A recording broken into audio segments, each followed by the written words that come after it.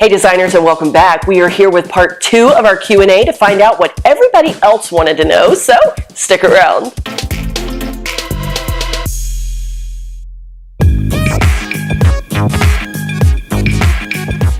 Well, if you watched part 1, then you'll know we had so many questions come in that we had to split this up into a part 2, so we're just going to go ahead and get started and finish answering all of your questions.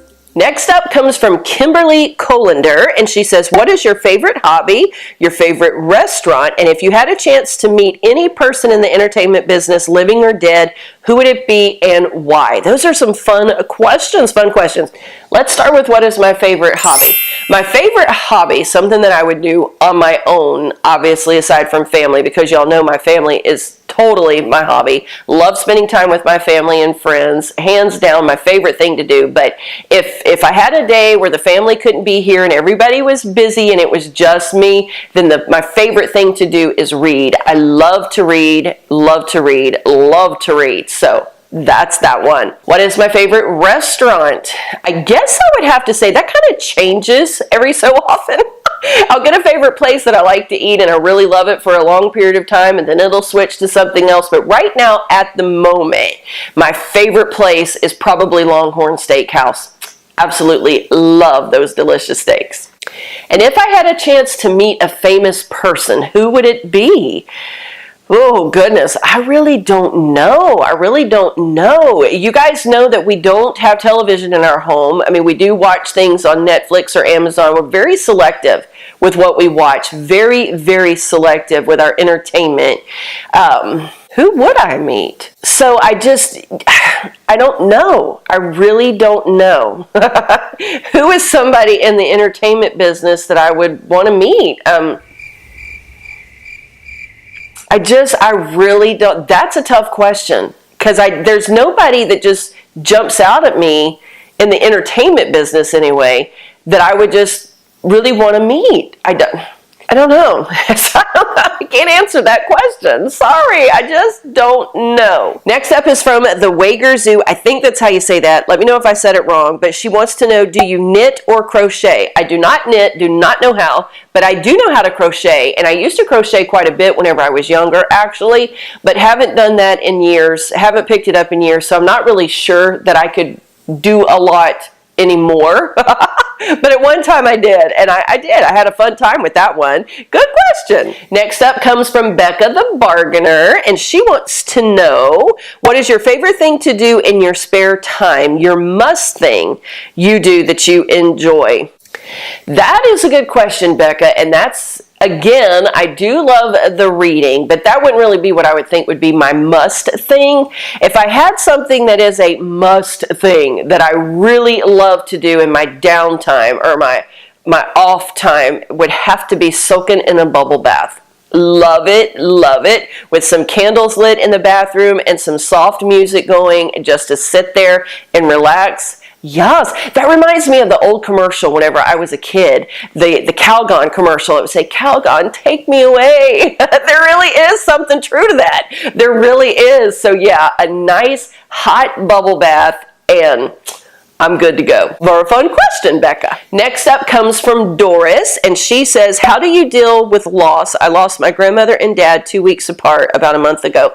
First of all, my heartfelt condolences to you, Doris, because I have suffered loss and I know how extremely difficult that can be. And I am sure sorry that you've had to experience both of those, especially so close together. So my prayers go out to you. They absolutely do. I do have a video on this channel. I believe it's still on this channel. If not, I know it's over at Deena Rose. I'll have it linked for you down below. And matter of fact, I believe the title of it is How to Deal with Grief, or How to Deal with the Loss of a Loved One. And I talked to you guys in there about how I dealt with the loss of my grandma a few years back. I'd also done a cocoa and cookies a few different times, actually, because there were days that right after her passing that it was extremely difficult difficult to make it through some of those days because the grief can be overwhelming, and grief is a process. You know, you're gonna have to go through all the stages of grief and the process of grief, and just when you feel like you're getting better, it's going to hit you again. So I'll have that video posted for you down below for everybody who may be dealing with grief from the loss of a loved one, and hopefully that's going to help you. And I'm going to keep you in my prayers because I know how difficult it is to lose somebody that you love. Next up comes from Prime's Sparrow. What is the first thing you would say to Jesus when you see him? That is a great question, Kathy. I would think that my first thing to him is probably either going to be, I love you, or thank you. Thank you for what you've done for me through my whole life. First of all, salvation tops the list. The sacrifice that he made so that I can have eternal life. That is something, obviously, to be thankful for. But in all honesty, even though I think that's what I would say, I really don't know. It's kind of like the song, I Can Only Imagine, if you guys have ever heard that song. You think about all these things that you want to say to God when you get there, that you want to say to Jesus or the Holy Spirit, and when you get to heaven, the first thing you want to do. But I honestly just don't know, because once we step over that threshold and are in his presence and beholding his beauty, his majesty, and his glory, I don't know. I might find myself at a loss for words, unable to even speak anything. But I would hope that I could tell him how much I love him and how much I am so appreciative for the sacrifice he made, that I could even go to a place like that. So that's a great question. The next set of questions is coming to me from Daisy Cutter. Daisy, you always include some of the most interesting and fun questions. So I haven't even read your list yet. I wanted to wait to do it on camera. So here we go with number 1. What is the most recent skill you have acquired? Ooh, that's a great question. I don't really know. What is the most recent skill that I've acquired? I probably would have to say to that one is going to be the video and editing things that I've been doing with the channel, because I never knew how to do all that stuff before. And I've really been working to expand my knowledge on that and to get a good grasp on that. And I think I'm doing a pretty good job. I'm not really sure. You guys let me know down below what you think about that. But I think as far as a skill that I've really been trying to hone in on and trying to train myself on, I think I would have to say that's the one. Next up, do you absolutely hate any food that most people like? Don't think so. I think that's part of the problem. I think that's part of my problem, is that I like too many foods. I know there are some foods that I don't really care for, but honestly, at the moment, I can't think of what they are, because they're very little that I don't like. So no, I think I pretty much like everything. Next up, what is your favorite game to play? Anything that I can play with my family. Yeah, no matter what it is. As long as I'm sitting down with my family or good friends and we can play it together, then I love it. I probably would have to say one of the funnest games that I enjoy is a game called Hand and Foot. I don't know how many of you play that. You play it with regular playing cards, but you have to gather up all these suits of different things, and it's a long game, and it's too hard to explain right here. But that's one that I really do enjoy, and I love to sit down with my family and friends to play that one. So that's a fun one. Next up, what is an item that you use frequently that you hope will be obsolete in 20 years? Oh, that's a good question. Pots and pans. Yeah, and honestly, I really don't even use them frequently anymore, because baby girl does just about all the cooking around here right now. But yeah, if I could just do away with them and all your food be healthily prepared for you at a very reasonable cost, I would do away with those pots and pans. All right, next up. What have you been able to accomplish this year so far that you are really proud of? Oh, wow. That's a great question. You always make me think, and I love that. What have I accomplished this year that I'm really proud of?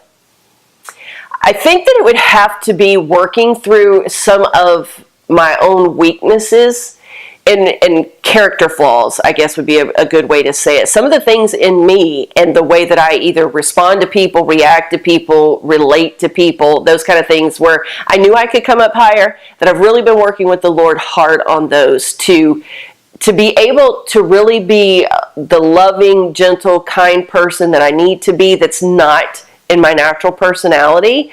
So I think that's going to have to be the thing that I feel where I've made the most success this year so far, because it's not an easy journey. It's not an easy journey, especially whenever you're changing a lot of things about you, about who you are, that have been habitual, learned patterns of behavior, if you know what I mean. And so, yeah, I think that's probably the thing that I am the happiest about this year. Great question. Next up, what do you think are the biggest cultural differences between your parents' generation and your generation?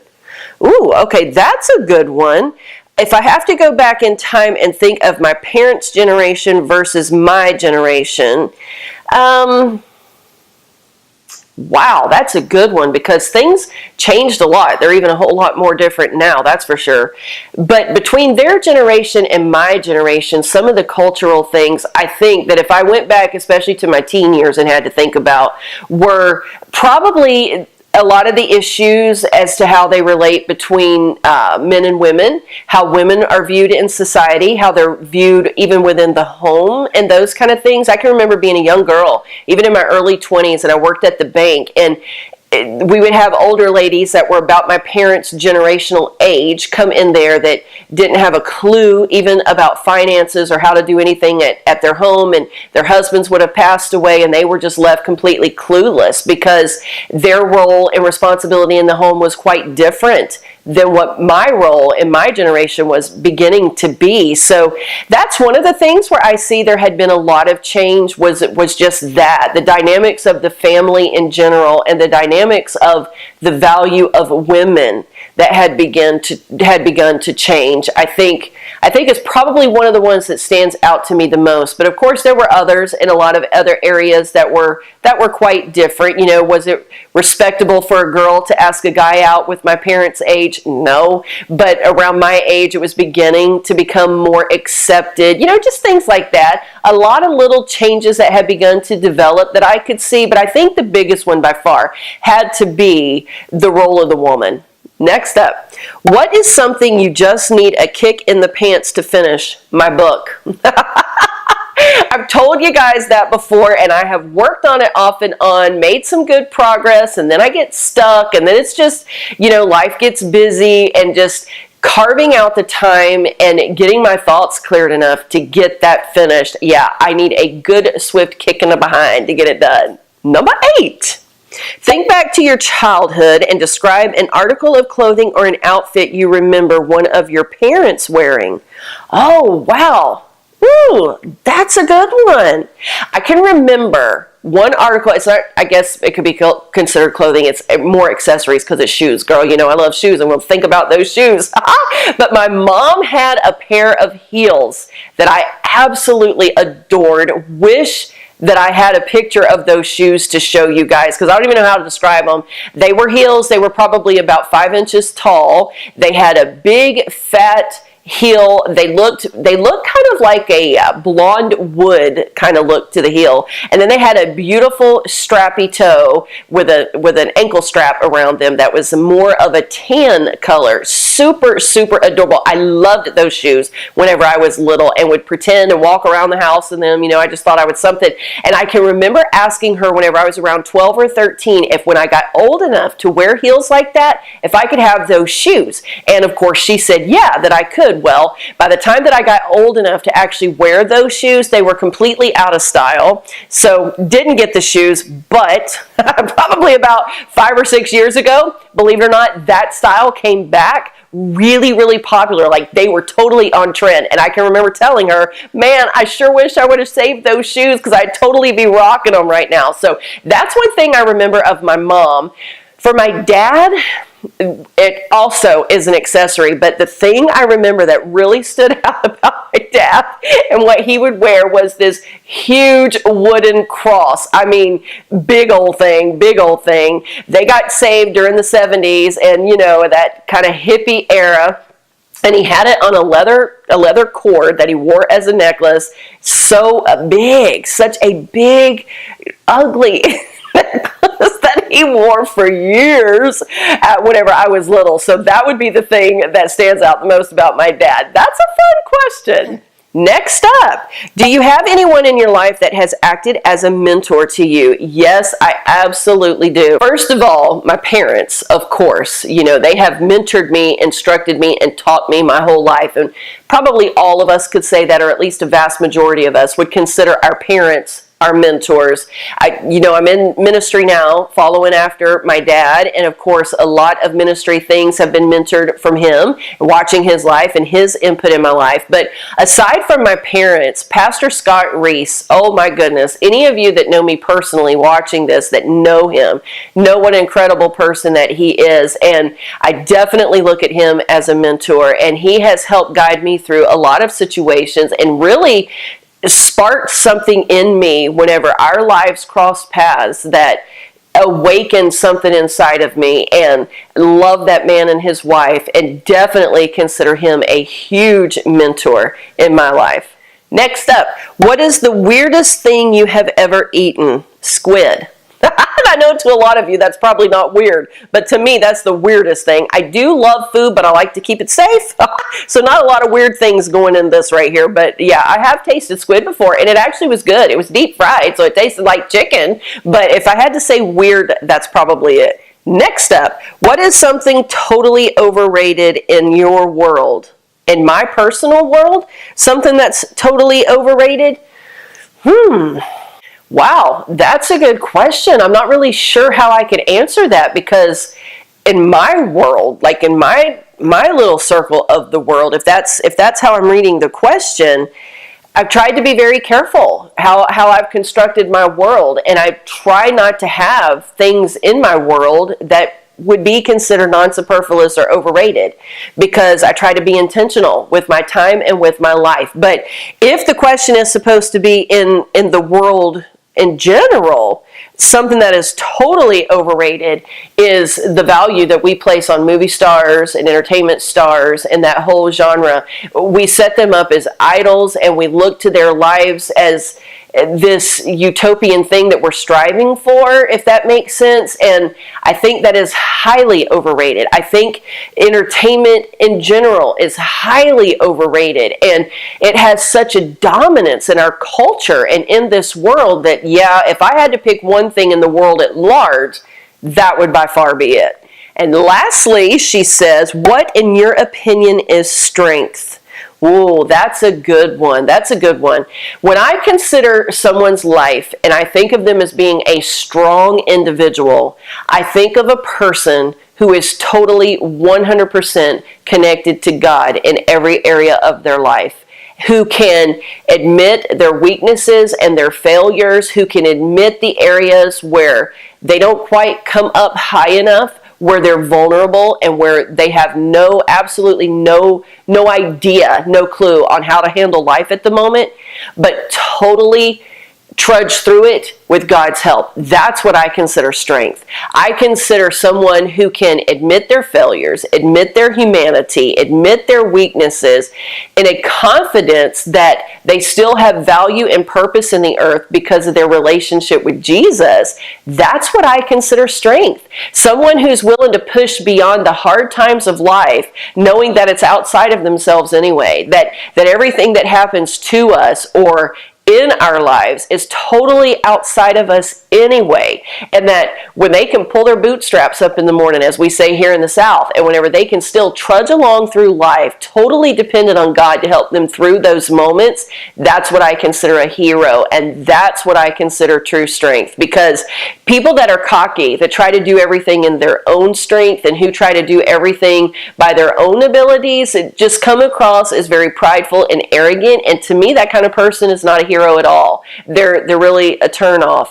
But true strength is a quiet dignity that comes from knowing one's own limitations and depending on God, who is greater than they are, to perform even the most routine or mundane functions in life can actually turn out to be the most miraculous things when they're done outside of what your own capabilities are, if that makes sense to you. So to me, I think that's what I have to define as strength, and that's what I have to define as somebody who's worthy of hero status. And there you go. Oh my goodness, that was so much fun, so much fun. I love whenever you guys send me in these questions. I love answering them. I love how thought-provoking they are and how they make me go inside myself sometimes to really get down to the nitty-gritty and go a little deeper than just surface everyday stuff. So thank you all who have submitted those questions. Absolutely love answering them. This was so fun.